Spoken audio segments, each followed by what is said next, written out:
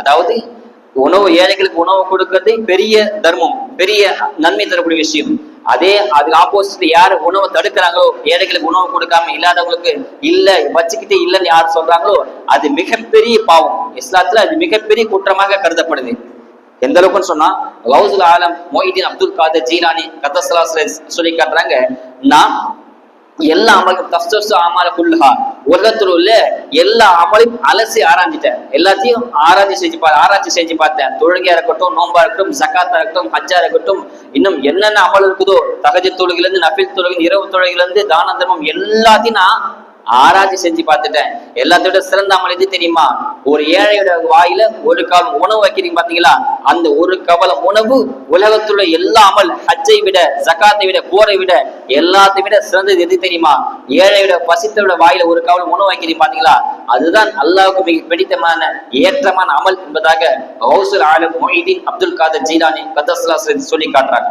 அப்போ அந்த அளவுக்கு மிக உன்னதமான அமல் தான் ஏழைகளுக்கு உணவு கொடுக்குது. நம்ம வெள்ளிக்கிழமைனா ஒரு சூரா சொல்லியிருக்காங்க இல்லையா, சூரத்துல் கஹஃப் 15 தொடங்கும்.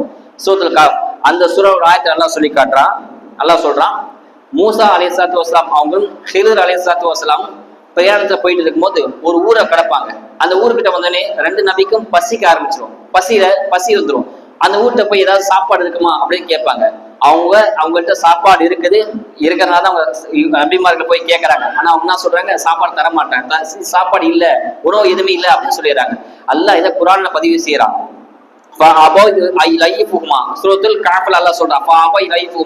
அவங்க அந்த 2 நபிக்கு உணவு தராம மறுத்துட்டாங்க அப்படின்னு சொன்னாங்க.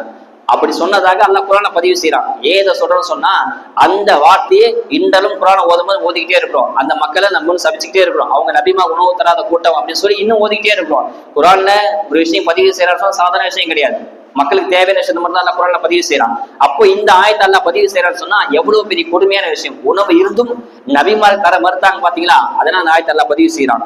இன்னும் சொல்றாங்க, கொஞ்சத்துல கொடுக்கறதும் பெரிய விஷயம். நம்மகிட்ட கொஞ்சம் தான் இருக்குது, ஆனா அப்போ கேட்கறாங்க சொன்னா அதுல ஒரு பங்கு, ஒரு பேச்சு மலை கீத்தால ஒரு மீட்டர் பால் ஹதீஸ் கேள்விப்பட்டிருக்கோம் இல்லையா, அதை கொடுப்பதும் சிறந்தது சொல்லி காட்டுறாங்க. அலி ரலியான சாப்பிட இரவு உணவு குடும்பத்தவங்க சாப்பிட்டு இருக்கிறாங்க. அவங்கள்ட்ட இருக்கிறது கொஞ்சம் உணவு தான். அப்படி சாப்பிட ஆரம்பிக்கிற நேரத்துல ஒரு பெண்மணி வீட்டு வாசல்ல இருந்து யாசம் கேட்கிறான், ஏதாவது இருந்தா கொடுங்க, இல்லாதப்பட்ட வந்திருக்கிறேன், அல்லாஹுக்காக கொடுங்க அப்படின்னு அல்லாஹுக்காக கொடுங்க அப்படின்னு அவங்க கேட்கறாங்க. அது அவங்க அலிரலி காதுல விழுந்த உடனே மொத்தத்தையும் அந்த பெண்மணிக்கு கொடுத்துறாங்க. இவங்கள்ட்ட இருந்து அந்த சாப்பாடு இவங்களும் சாப்பிடாம குடும்பத்துக்கும் பட்டினியை போட்டு எல்லாத்தையும் அல்லாஹுக்காக கொடுத்துட்டாங்க. அல்லாஹ் இதை குர்ஆன்ல சொல்லி காட்டுறான். அல்லாஹ் ஒரு ஆயத்தை இறக்கிட்டான், தாமா அலா ஹுப்பிஹி மிஸ்கீனா